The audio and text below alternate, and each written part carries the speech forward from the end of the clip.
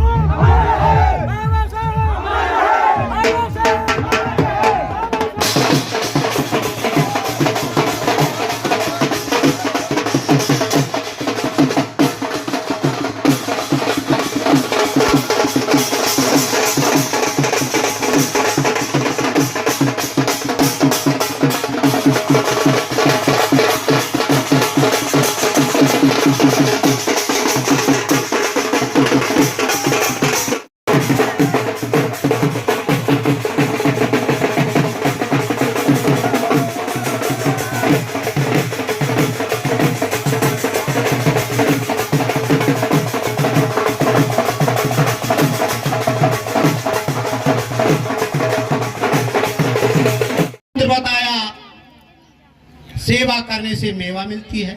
तो हमारे नाई तेली तमोली समाज के लोगों ने इन्हें मानववादी व्यवस्था के ऊंची जाति के लोगों की 4500 वर्षों से सेवा करते रहे। मेवा खाने के चक्कर में आप लोग जानते हैं मेवा क्या होती है, जिसमें दूध भी रहता है और शक्कर भी रहती है और दूध का माल ही माल रहता है। तो उस माल को खाने के चक्कर में सेवा करते रहे, लेकिन उनका शरीर सूख कर चुहारा हो गया और उन्हें मेवा खाने को नहीं मिली और वह जब भी मिला उन्हें तकलीफ और परेशानियां मिली। इस कारण से कुछ हमारा समाज बता तो चौथा सूत्र हमारे समाज को समझाया गया, सिखाया गया कि को हो हमें कहानी चेरी छोड़ न हुई बेरानी। हमारे समाज ने समझ लिया कि भगवान ने हमें नीच बनाया है, अछूत बनाया है, गरीब बनाया है तो हम ऊंचे नहीं बन सकते हैं, अच्छे नहीं बन सकते हैं, हमारी तरक्की नहीं हो सकती है, हम जाति से नीच हैं, ये हमें सिखाया गया था। तभी हमारे लोगों ने उस बात को मान करके आज तक उनकी गुलामी करते रहे। इस बात को बाबा साहब भीमराव अम्बेडकर जी ने समझ। नमन करती हूँ। मैं जैसे कि हमारे अभी पितातुल्य टीचर साहब ने बताया, तो वही बाबा साहब की बखान मैं क्या करूँ। मेरी भाई बोलती है कि भाषण लेने देने की मुझे आदत नहीं है, और मैं अपनी बात ऐसी रखूंगी। तो मैं अपनी माताओं और बहनों से ये बात रखना चाहूंगी कि आज हम और तुम जो भी है यहाँ पे बाबा साहब की बदौलत है मेरी बहनों, है तेरे संविधान से मिला है। मेरी बहनों, उनकी कुर्बानियों को हमें नहीं भूलना है। हम सबको एकजुट होने की जरूरत है। आप कुछ पूर्व में जाएं, भूतपूर्व में, और सोचें कि हमारे बाप करनी पड़ती थी, तो सोचिए उस समय कैसा रहा होगा। हमारी आप एक उस समय की सिचुएशन थी कि एक सजा मिला करती थी महिलाओं को, क्या मूलकर सजा क्या होती थी कि हमारी माताओं को, बहनों को वस्त्र पहनने का अधिकार नहीं था। इतना ये पानी पीना तो बहुत दूर की बात हो गई, वो पल में जाइए जो वस्त्र पहनने का अधिकार नहीं था, स्तन ढकने का अधिकार नहीं था। मैं शुद्ध शब्दों में बोलूं, जो कहते थे कि जो स्तन ढकेगी, कपड़ा पहनेगी तो उसको टैक्स लगेगा। समाज में महिलाओं का घर बिगड़ जाता है, कोई विधवा हो जाती है तो उसको दुष्कार आ जाता है, बल्कि समाज को तो उसके साथ में होना चाहिए, साथ में साथ देना चाहिए ना। पुरुष क्या करते हैं, उस महिलाओं के साथ छेड़छाड़ करेंगे, उसको छेड़ेंगे और इतना ही करते हैं। लेकिन महिलाएं तो महिलाएं का ही विरोध करती हैं भैया। कैसे करती हैं कि तुम पूजा नहीं कर सकती, तुम ये, अरे तुम उनका साथ दो मेरी माताओं। आपको क्या पता है कि उस समय सती प्रथा थी, कोई मरना भी नहीं चाहता था, किसी का पति मर जाता था तो वो मरना भी नहीं चाहती थी, औरत को जबरदस्ती झोंक दिया जाता था कि आप मरोगी, मरने के लिए रख दिया जाता था वहाँ पे। और वहाँ पे तेल रखा जाता, तेल नहीं घी डाला जाता था ताकि बहुत जोर से धुआं हो, किसी को दिखाई भी न दे कि वो औरत कैसे चीख रही है। ढोल बजाए जाते थे, नगाड़े बजाए जाते थे कि आवाज और चीखें भी न सुनाई थी महिलाओं को, किसी को। इस तरह की समस्या थी मेरी बहनों। आज सब हम एक साथ हो गए। उस समय तो अकेले लड़े थे, हम तो बहुत लोग हैं, अब तो इकट्ठा होने की आवश्यकता है। हम ही लोग क्यों बिखर रहे हैं मेरी माँ, हमको बिखरने की जरूरत नहीं है। लड़िए, अपने बहनों को, अपने भाइयों को शिक्षा, सबसे पहले शिक्षा दीजिए। शिक्षा का अधिकार होना चाहिए। जिस दिन शिक्षा में आ जाएंगे, बाबा साहब के संविधान को जो व्यक्ति पढ़ लेगा ना, वो बाबा साहब को ढूंढेगा, कहाँ हो प्रभु। ऐसे व्यक्ति जन्म नहीं लेते, अवतार लेते हैं। सोचिए, अगर हमारे कहते हैं बाबा साहब ने छोटी जाति में अवतार लिया, जन्म लिया, आकाश बड़ी जाति में लिया होता तो आज उनकी जो पुतले तोड़ जाते हैं मंदिरों में, राम नहीं बाबा साहब होते। अगर उनकी जाति में जन्म लिया जाया होता तो बाबा। कानून मंत्री मसौदा समिति के अध्यक्ष बाबा साहब डॉक्टर भीमराव अंबेडकर जी की 134वीं जन्म जयंती आप सभी को हार्दिक तेरी अमर गाथा का गुणगान करती हूँ, तेरी अमर गाथा का गुणगान करती हूँ। हे मानवता के रखवाले, तुझे प्रणाम करती हूँ। तेरे कर्मों से रोशन हुआ है भारत का आंगन, तेरे कर्मों से रोशन हुआ है भारत का आंगन। तेरी हस्ती, तेरे वजूद को सलाम करती हूँ। बाबा साहब के प्रति आस्था रखने वाले सभी अनुयायियों को इस प्रांगण में पहुंचने पर बाबा साहब के प्रति आस्था रखने वाले सभी अनुयायियों का इस प्रांगण में पहुंचने पर स्वागत बंधन अभिनंदन करती हूँ। आज का दिन भारतीय संविधान में स्वर्णिम अक्षरों में लिखा गया है। 14 अप्रैल 1891 में बाबा साहब अम्बेडकर जी का महू में जन्म हुआ, जो विश्व भर के महिलाओं, दलितों और वंचितों के मसीहा कहलाए। जैसे ही ससम्मान उस महापुरुष का नाम लूं, एक बार जोरदार तालियों के साथ स्वागत कीजिए। बनकर चमका सूरज एक इंसान,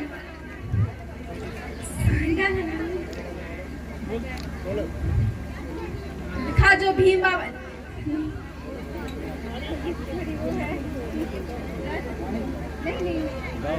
लिखने वाले ने जानवर लिख दिया जानवर जानकर, लिखने वाले ने जानवर लिख दिया जानवर जानकर। बाबा की कलम चली तो इंसान लिख दिया इंसान जानकर। अरे किया जो भीम बाबा ने वो कोई कर नहीं सकता, अरे किया जो भीम बाबा ने वो कोई कर नहीं सकता, चलाना देश को कैसे कोई समझा नहीं सकता।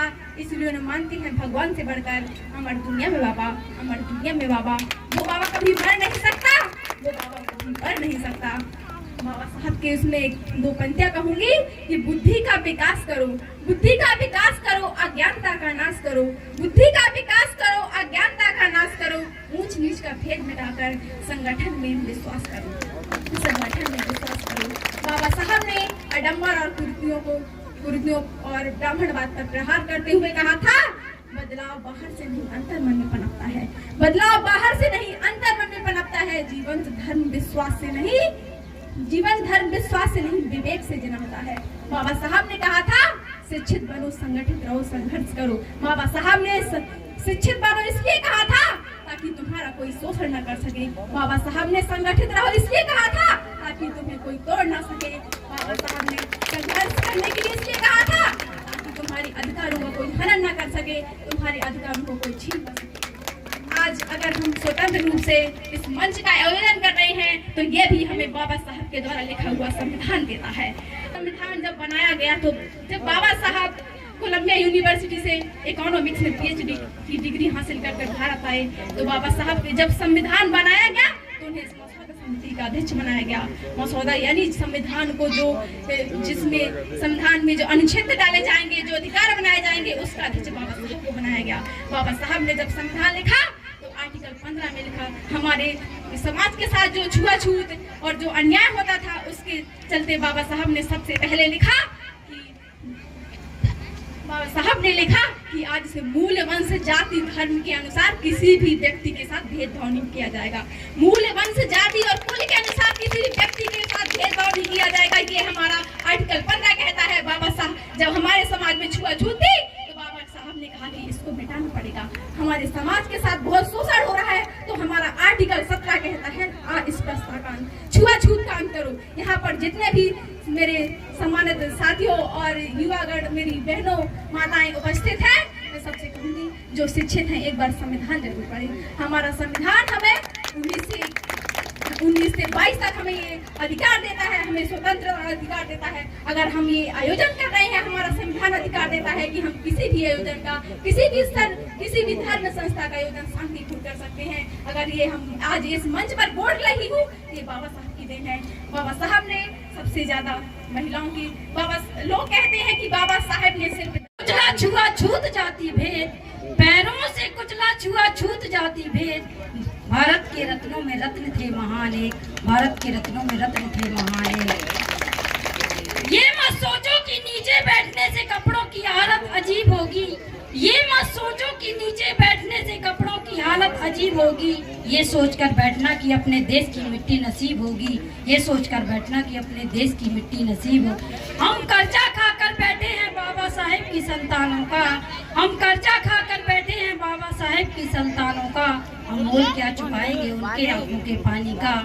जिनकी हम पूजा करते हैं मंदिर और गुरुद्वारों में, जिनकी हम पूजा करते हैं मंदिर और गुरुद्वारों में, जिन्होंने अपने बच्चे खो दिए समाज के सुधारों में, जिन्होंने अपने बच्चे खो दिए समाज के सुधार, कलम की रोशनी से बाबा साहेब पर निबंध लिखती है।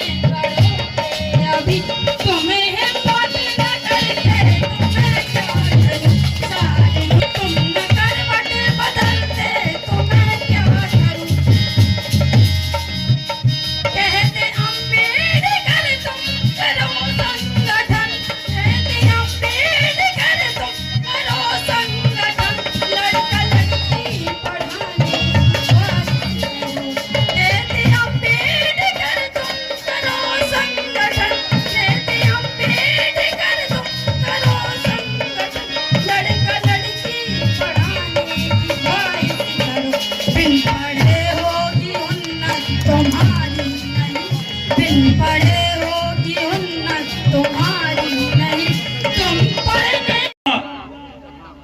वो एक घटना मान लीजिए,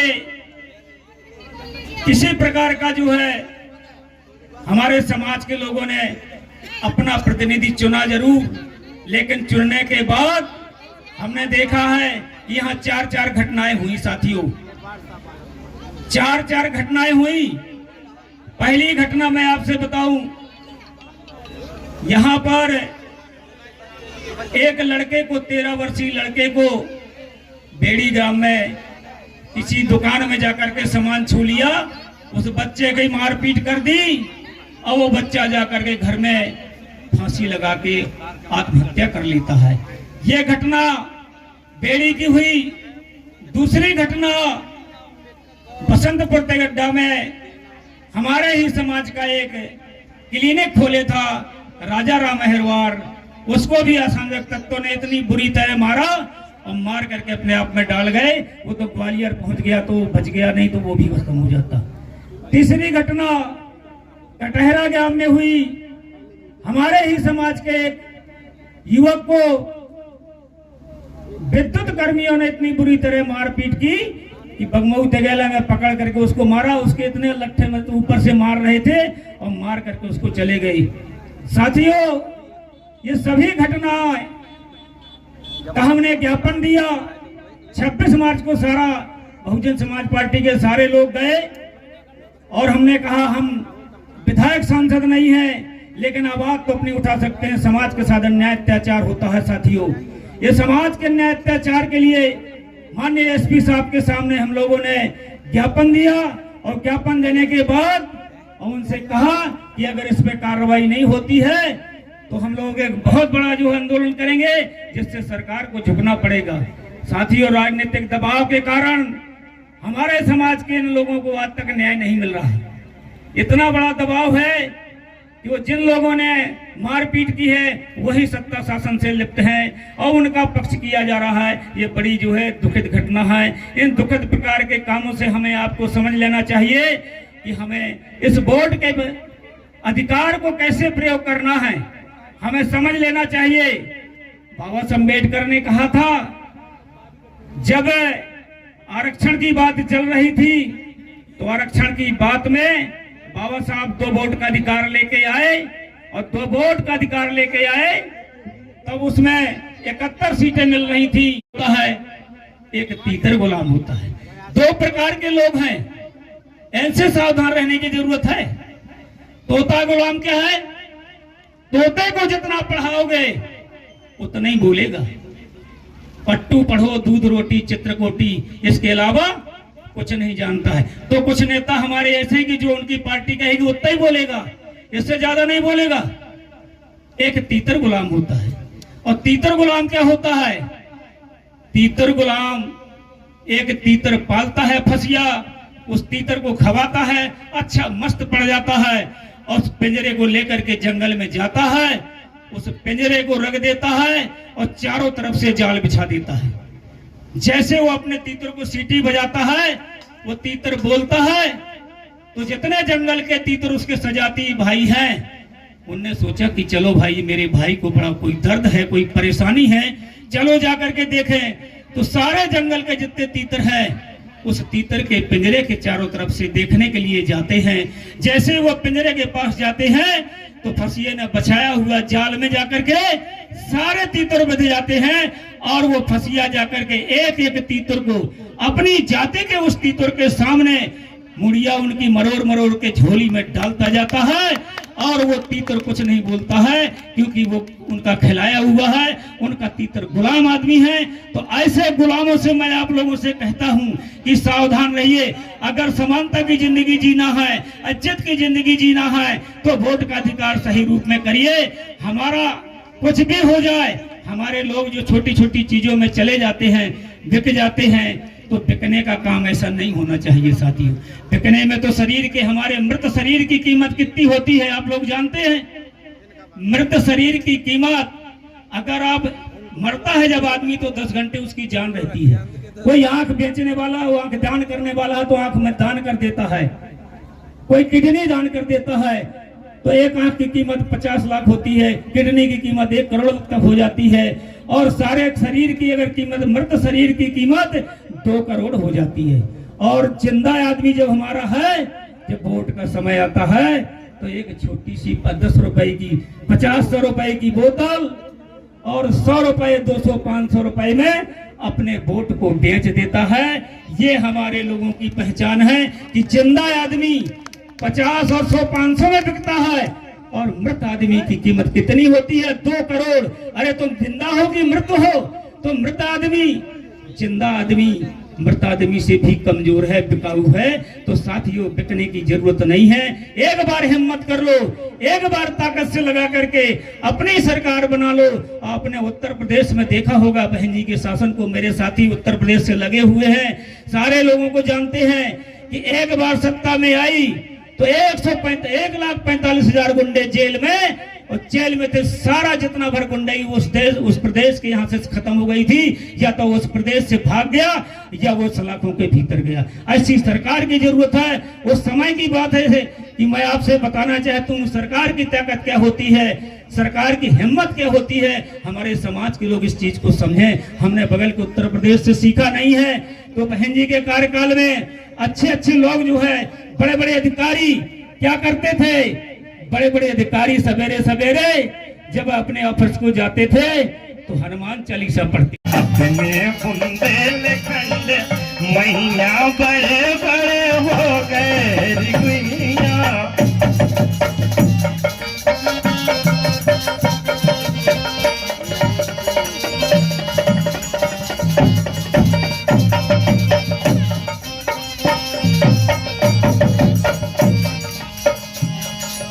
नया युवक गौतम जी भी पधार गए हैं।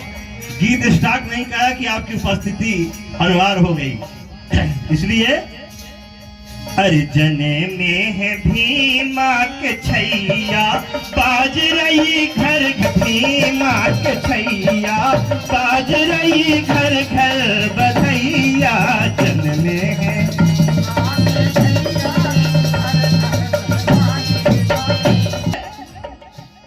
तो बहुत सी माता बहनें उपस्थित हुई, बोले हमें ललना दिखा दो कि हमारे बाबा साहब कैसे हैं।